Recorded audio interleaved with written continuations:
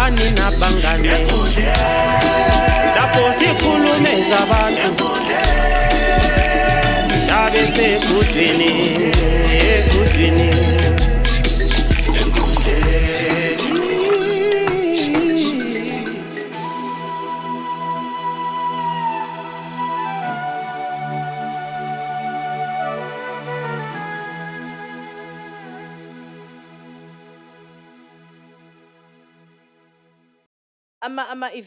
event organizers, event planners, especially arts events, entertainment events and stuff. I think kumele bahlale phansi lo mlungisi. Khulunyelwane until they reach common ground. Ngoba into leyo ukuthi sokupostiwe sokuthiwa into iyayenzakala eQueens, sokupostwa futhi so impi yakhona isilwelwa emehlweni ethu ku social media. I think it's not right. Okunye like lathi singabi lenkani because not very far from now, I think 4 or 5 years ago, and the amphitheater was used for my events, and my residents bakhala lapha, batakusala le. And ungakhangela kades i-amphitheater sisezinto zemini kuphela. So I think indaba yokuhlala phansi yiyo vele indaba efunakalayo, then kuvunyelwane ukuthi indawo leyi ayiyenzi lokhu, leyi iyayenza lokhu, kungakabhadaliswana wenzani njani, because I don't think mina njengamve mina phela nyabe mfuna ukuthi ngifaka abafana bami eQueens lapha asebewazi amakona ukuthi yabo ama-iPhone abela ku VIP sebethinta sebe5 venue e-trade fair kanti abafana bami balaseni. I think and I actually feel bad ngabantu abahambe emergency ama-service providers abahambe abakade bekubona ngezokudla and stuff, because uyabe ukhangele i-track record ye-emergency wa target ukuthi mina emergency ngijayele ukuthengisa 1,000 ama-Russian sausage angu 1,000 ubusuweda 1.3 ubusuweda 1.3 kube sokubuya 150 abantu. Where are you going to sell the other 1.150? I mean, I think the only thing that I can organize is my breakfast, lunch, and supper. But when I'm also guy organize my event, relax. Angazi ukuthi maybe indawo engihamba kizo kayisizo, but ambonanga poster le-emergency. Yeah, this time it was quiet. And even ku social media bekungela i-push jayela ukuyibona i-trender ubona Twitter izimota, ubone laphana ungachecka kuma-trending topics, it's always there emergency. Before and after, it's always there. You always see emergency. So I think indaba bona bangacabanga ukuthi thina singama-prophets ukuthi ngiyabomba uvuka ekuseni ngithi emergency. Sikhumbuzeni la, because imali le at the end of the day, imali. Enye into le I don't know, maybe it depends with how big are you as a brand. Enye into I think indaba le ukuthi ama-events abuthelelwa, let's say in 2 weeks uthela kulama events afika 7, 8 big events. Abantu bengela mali, guys. I think ngoba ungakhangela khathesi shabe kukunengi and okuyi-1 vele bekumele kuflop. Unfortunately kwagcina uflop emergency because khangela kule East and holidays, ZITF, kule ZITF, kule shutdown, kule Miss Nasty, kule emergency, kule Luna Park, kule Independence, Bulawayo Creatives, Bulawayo Creatives, and like bekukunengi hayi Bulawayo Creatives asikhipha and bengenwa mahara. Okay. Bebe patile abe Britain. But it was actually a lot. Yeah, bekukunengi and imuli ziyahlangana amabhodi abuyile like because into eziningi ezinje so zisupportwa ngabantu abatsha and abantu abatsha bakhona bale pressure yezinto labo ezabe eziningi abazali ekhaya babefuna izinto then onsipomba ukuvuka uthi alright namhla manje nsibusasa ZITF Easter Independence ngiyafaka kuphela la mkhomba kuyaflop. Then umuntu abesecabanga ukuthi ahambe eManchester kule Mukumba shutdown kulo Winky D. Umuntu seweya manje. Seweya. Because imali yabe kwana one event. And then because Mkumba locally ayichaye kakhulu, and you know that. Yeah. Mkumba they are international. They are always there playing in Europe and shutdown what. Pegged, so abantu abaningi locally abayazi Mkumba. Unless for abantu abalalela jazz kakhulu and what right. Yes. But abantu abayazi Mkumba. Then abethu thina bekhaya vela anti very even singaba ne small city labayigcwalisa. So usufuna ukuthi sibuye sonke. I think enye into uyazi ukuthi, do you know what? Also looking at it from this perspective, I think enye into what Munch and Sip did. I mean, I remember there was a time I used to attend every Munch and Sip. Kwakusiba maybe babefaka a local DJ, some local kuphuma kuba artists, mnandi nje and kuchill. it was packed. It was just about the vibe. It was Munch and Sip. Sip. Now it's more like a ngani siyabe siyabona a certain artist. So get nxa lingasekho certain artist Uyabo? asibuyi. So ungathi kulo Scott Maphuma vele sokungani abantu they are not going there for that For Munch the and Munch Sip and concept. Sip, People are yes. going there for what? Yes. And For Scott. for you to move from that thing also ifakile ebantwini to go back to that Munch and Sip ekade ivele ikhona. Akuvumi. I think it becomes Akuvumi. difficult or impossible. Akuvumi Yeah. ve. Ngoba maningi Ngoba ama khathesi Munch and Sip isingani Munch and Sip it was unique. It wasn't competing labo No, shutdown. it was just on its own. But now it's like it's now competing lama music concerts and stuff like that. I And think the moment uphuma vele endlini yakho kanti usisi ngisadlala next door. If ube umntwana.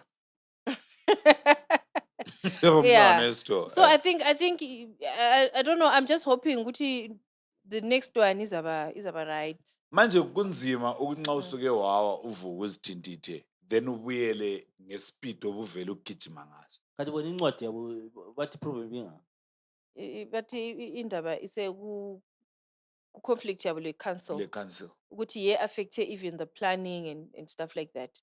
But I mean, personally, I think there is more to it. Khona lokho Ngoba esikukhulumayo. i-shutdown had a conflict. It was actually worse. I think But it was packed. ukutshintsha i-concept kumchayelele phansi and khathesi ubesezama ukuthi abisele back that concept eyayivele the original one that was there because kwasokugcwala even kungela muntu, Wikidingi kuthaya bani ama-local kungela artists South lawa, African artist i-Munch and Sip yayisigcwala. But khona khani ukuthi I would want to believe ukuthi even the audience changed because of that. Definitely. So, Like you're saying ukuthi wena you're a Munch and Sip regular. yes. But kwathi uqalisa ukungeniswa oScott what is this fine? Because kwasokugcwala no khona khani ukuthi kwasokugcwala i-age group engayisiyo yami. Engayisiyo wena ufuna I ubuya was now le box feeling yakho. old than Lami everyone. mina size yakho. You see. We. So I think khona khani ukuthi it became Uchief wayekhona? oh Ah. wow, nice. I think the fact that it became more, it was now becoming more of like a music thing instead of a munching and sipping, eating and drinking. Yeah. Then the entertainment ibe lapha na ku background. That's how it was there. That's how it was before, guys. Lapha nanti kungenwa imali lapha. So uzima. And then I saw some posts, people complaining about Miss Nast, ukuthi iqalise late and stuff like that. I think the same. Mina personally, I would also want to complain about the Bulawayo Creatives event. The same issue yokuthi they started late. Of course, bafakile the man. What's his name? I'm waiting for you to help me. Mina bengingakafiki. Mina ngiyakwazi kobulawa ukuthi ungathiwa i-event iqalisa ngo-6 geza ngo-6. I think we need a culture yokubamba isikhathi, guys. Because I think ngokubamba isikhathi it says a lot about isimilo sakho. Vele nxa ikhanda lakho lichisa of which one siyawazi ikhanda lakho liyachisa so isikhathi vele awusoze usibambe. Seriously. So for people to also respect your event, hlonipha isikhathi. Do you know ukuthi kulamanye ama events esikwazi ukuthi kulabantu actually not events esikwazi ukuthi event nxa iplanwe nguzibani event kabani nxa iqala ngo3 mina ngihamba ngo6 ntambama kube labantu esikwazi ukuthi event kazibani nxa iqala ngo6 ngihamba ngo6 ngoba ngaphuza ngizayithola isiphelile we have such people so anje bona ukuthi kebe kungani event yakho sesihambela ukuthi sibonakala ukuthi sihambile siyasupporta but irrespect with what you are doing asiselayo vele mina I think enxe ilwazi lwami oluncane but maybe engxenye kukhona like esabe sikumelele ukuthi siqalise like the actual program and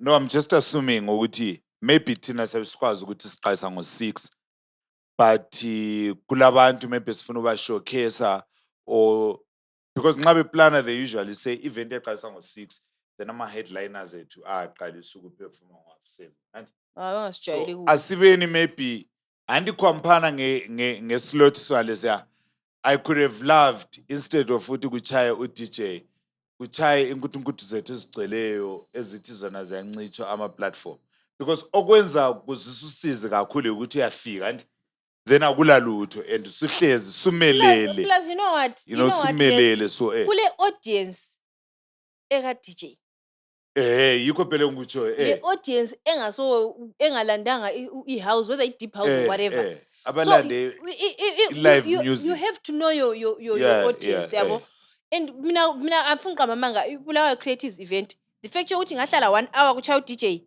I was bored to the maximum ngaphuma kusandu performa S2 ngosigel I went home because I was bored and for me if I'm bored ukuthi ngize ngibuyele kuchazekeni laphana you have to work really hard ngoba ukubuya kwami it shows ukuthi I'm interested in what is going to happen but nxa ngifika ngihlala 1 hour ngilalela uDJ I can always go and listen to the DJ uDJ bagcwele ama events abo DJ agcwele abakhona but laphana ngangizwe kuthiwa bula creatives event ngabona le poster lana so you go there ukuthi sensiyabona uzibani labo and you sit for an hour bengakangeni phela lena ngoso platform futhi ukuthi uzasukuma ugide hayi kongakideki you be sitting and listening to the DJ andikokula makhiwo kongakideki nkosi yami ukula makhiwo amanengi le motor phandle le flag can I give you an example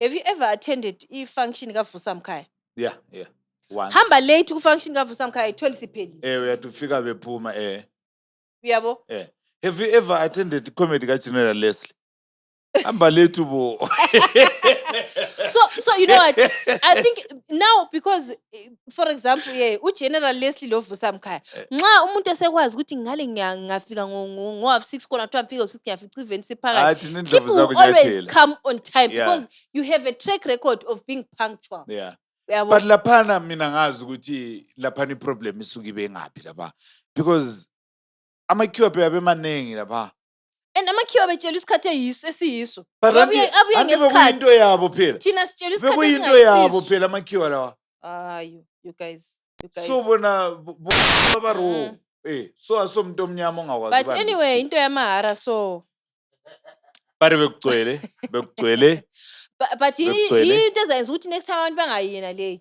one it's cold kegodola the fact ukuthi umuntu ugqoka ijacket lejazi wabuya entweni yakho kugodola respect that at least mina I think especially entweni lezi ezamahara abantu babuye sizaqalisa ukukhala nxa sisifuna babhadale ngoba ngeke ngibhadale ukubuya ngizochaza nxa kungaqhubeka kungokwamahara liphuze it's okay because siyakwazi ukuthi siphume siyenze sikwenzayo siphenduke siphume but madoda sengihlukanele 15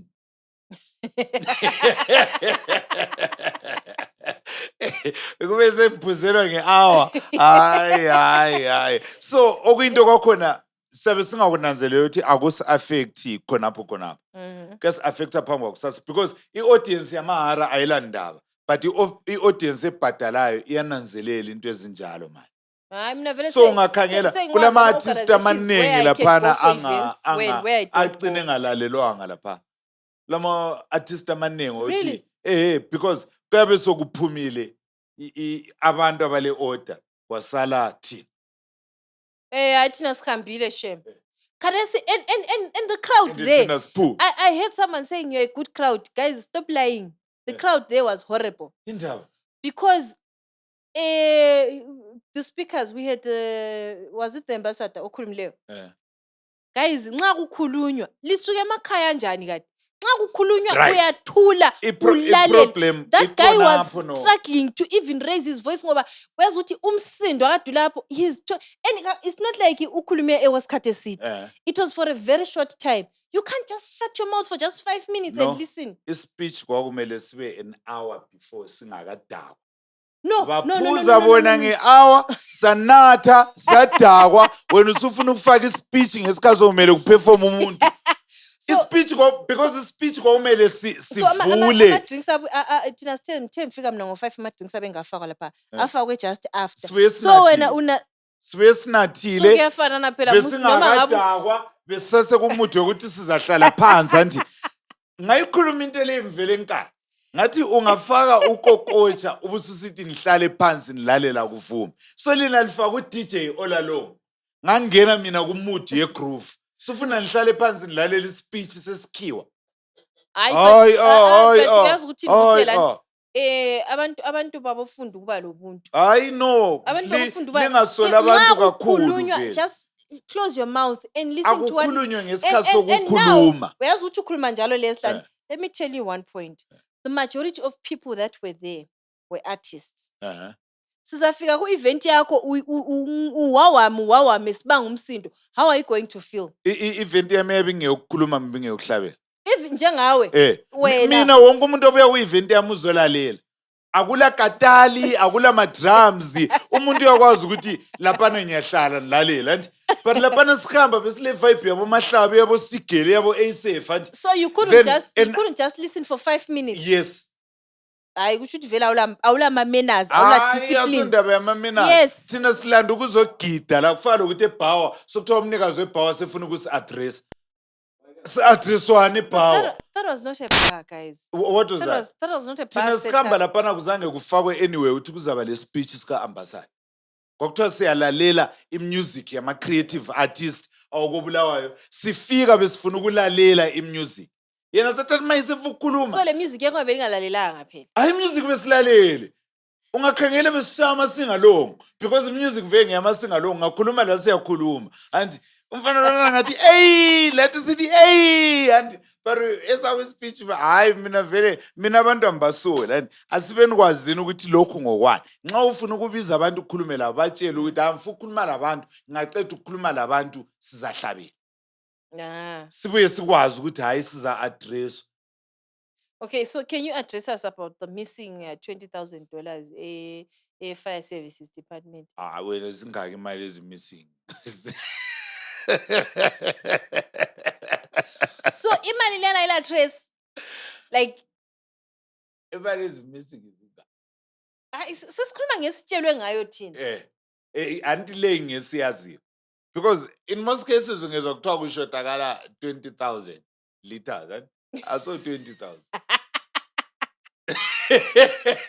Oh, it was 20,000 liters, not US I dollars. know, 20,000 liters. It's more than 20,000 US dollars. So ungezwa kuthiwa kushota 20,000 liters. I saw 20,000. I saw 20,000 vele. Do you know what indaba zokucatsha kwemali sure I think ukhona maybe abeziphambanisile leyo chacha. Guys, abantu bayatshontsha phandle la. And 20,000, that's a lot. Imali lena le. 20,000 Liters. liters.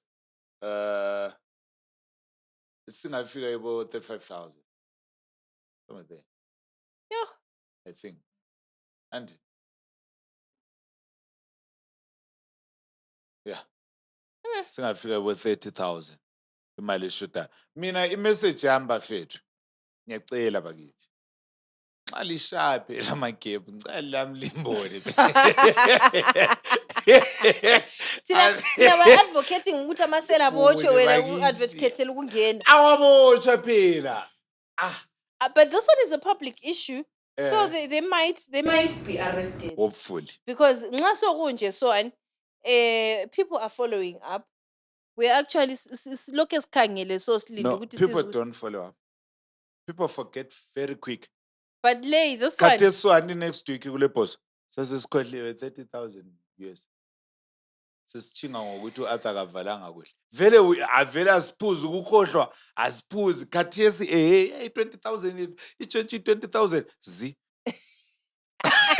Ziningi imali esasifollow up, ziningi. From abo 15 billion le kudala le amatshe sancebe kanti. Siyakhohlwa vele siyakhohlwa. Ziyadlula ziyaphelela So mina yikho sithi bafethu lapho ubukunjani? Fika phela boyze lapha sincingi lapha, mfike lapha. Amfune eningi lapho ngithi 4,000 yellow ball. Sweet. So guys, this is it for today's Sifile emaphethelweni episode yethu yanamhlanje. Thank you so much for being part of Nkundleni Exclusive. Cela bakithi, please don't forget to follow our social media pages. Just follow Deb3 Events on all social media platforms, be it Facebook, Twitter, Instagram, TikTok, everywhere, corner, YouTube, and also subscribe, comment, and like. Lingakhohlwa bakithi. Special thanks to Okuhle Designs and Skaftin Chicken. Sibabonge kakhulu. uLeslie Limzwe ekhuluma kangaka uyabe esuthi uyabe edlile athi uzozongiyasentshela ukuthi khona kulesitshwala samabele. So guys, you can always go to Skaftin Chicken. Ngicela ubanike address. Hey, address. Anti ungahamba straight. Mina ma straight angwazi mina. Okay, that is Herbert Chitepo between 6th and last time bank correct so 7th Leopold Takawira. So it's between 6th and Leopold Takawira along Herbert Chitepo. Then lwana umgwaqo lwana udlula komas garage ngangapha mbani la. Hayi, oya kunje. Kulo Tongokara. Sota street umbe avenue. Matwa mina ngabone ama robot There's ngathi bus stop. Tongokara. Utongokara la. I think so. Nguyandi. After Robert Mkabe, it's what? Parenyat. Engangapha kwamas garage kumbe engangapha. Evelyn or this other side. The other side. It's Parenyat. Pararenyat. Yeah. So also between 6 and Leopold Takawira or Pararenyat, you can also find the Skaftin Chicken just next to, there's Doves, then there's a taxi, something there. Then just next there is a mall. I'm not sure the name of that mall. When you get in there, there's Skaftin Chicken. Skaftin Chicken there. And for our upcoming events, engiwaziyo because unlike data, 10 May, we've got comedy, Ebulawa Theatre, Mbongeni is doing a special Mbongeni Ignatius. There's going to be Mafoti, there's going to be Tejuni, there's going to be Brandon and Zwe. It's going to be interesting. $5 as comedians. We are always on time. You could know as Agachinge. I think it's 5 p.m. Yeah, 5 p.m. 10 May, 5 p.m. Bulawayo Theatre. Go and watch Mbongeni Ignatius, BAA award winner and NAMA nominee. 23 May, we are at Lalani Lodge. A night with Ubutelezwe, a huge lineup again there. There's MJ Sings, there's Mahlaba, there's Ado. To mention just a few, it's going to be a night that you can never, ever forget. Tickets are going for $5, but if you're like me, you love barbecue, yeah, you love some noodles, you love some prawns. There's a ticket again with a special meal that is going for $15. So 23 May, you have time to budget. You have to pay the school fees. Wateng it takes to lesson it. Ubusutatu go 15 uguti mba. Lalani Lodge is Q&A, a night with Ubutelezwe, one of the angas great vocalist. Did I miss any event? Unlike data pyramid. So it means they are the ones that I was mentioning today. So if there are more events that are coming up, we'll keep you posted. Salichela City, no, this is what is happening around time. This is what is happening here. So for now, that's what we have as far as my events are concerned. Akusoze kuni izulu njengogokwe kuyabe kumnandi kuyabe kuchaza kuyabe kuyangijabulisa. So from uNonduduzo Ncube umngane wamamkhulu labo General Leslie okuthiwa waphosa waba muhle angazi kwasho ukuthi igecha sithi sizalibona singalikhangela. Bye.